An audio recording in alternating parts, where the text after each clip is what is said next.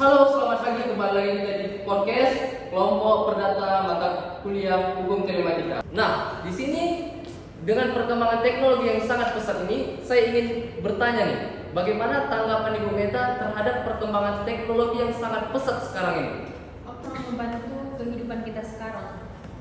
Apalagi di zaman sekarang itu zaman modernisasi dan zaman digitalisasi itu sangat membantu kita sih menurut saya.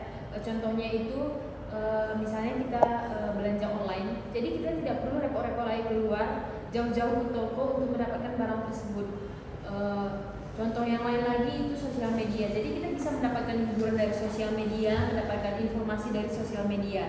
Dan salah satu lagi contohnya adalah transaksi elektronik.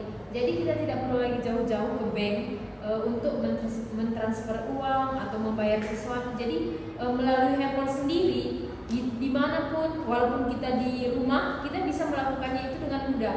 Dan tapi dari keuntungan yang kita dapatkan dari perkembangan teknologi tersebut, menurut saya itu banyak juga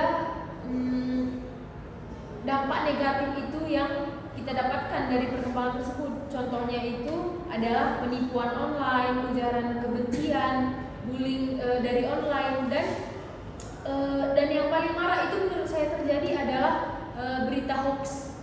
Oh, seperti itu. Nah, gini, kebetulan kita dihadiri oleh ahli perdata dan ahli pidana. Nih, kita ingin tahu nih, teman-teman sekalian, hoax ini bisa kerana perdata atau kerana pidana?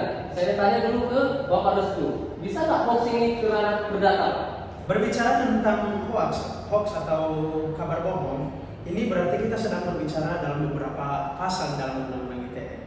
Jadi kalau berbicara tentang keperdataannya, berarti kita sedang membahas pasal 48 ayat 1 Undang-Undang ITE, di mana bunyinya berkata seperti ini: setiap orang dengan sengaja dan tanpa hak menyebarkan berita hoax dan menyesatkan yang mengakibatkan kerugian konsumen dalam transaksi elektronik.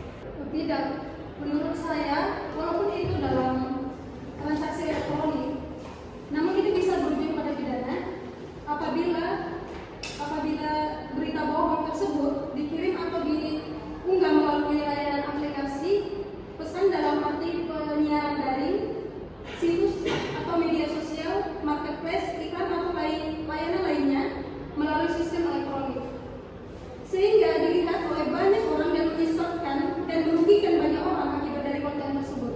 Sebagaimana diatur di dalam pasal 45A ayat 1 Undang-Undang ITE, yakni disebutkan setiap orang yang sengaja menyebarkan berita bohong dan menyesatkan yang mengakibatkan kerugian konsumen dalam transaksi elektronik bisa dikenakan pidana paling lama 6 tahun atau denda maksimal 1 miliar rupiah. Sedangkan diatur dalam KUHP pidana pasal 390 disebutkan barang siapa dengan maksud untuk menguntungkan diri sendiri atau orang lain secara melawan hukum dengan menyiarkan kabar bohong yang menyebabkan harga barang-barang dagangan atau dana-dana atau surat-surat berharga menjadi turun atau naik, diancam dengan pidana paling lama 2 tahun 8 bulan. Oke, baik. Nah, berarti dapat saya simpulkan, hoax ini termasuk suatu tindakan yang melanggar hukum, yang dimana bagi pelakunya akan dikenakan pasal-pasal berlapis. Tadi saya dengar ada pendapat para ahli kita yang berada di sini, bisa kena pasal UU ITE, UU Perlindungan Konsumen, KUH pidana.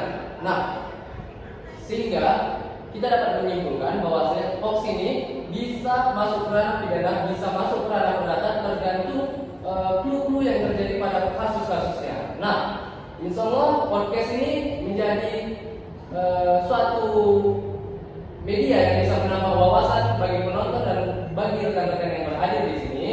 Dan saya ucapkan terima kasih kepada Ibu Meta, kepada Bapak Restu dan Ibu Cici Maria yang sudah berkenan hadir di podcast ini.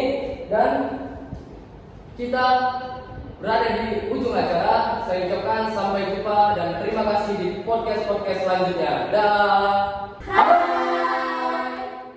Saya Dharma Putra Nasution sebagai host. Saya Sakina Wafda sebagai editor. Saya Meta Olawar dari GAN sebagai narasumber. Saya Cici Maria sebagai narasumber. Saya Alfa Suciawan sebagai kameramen. Saya Restu Katrian Sagea sebagai narasumber. Terima kasih.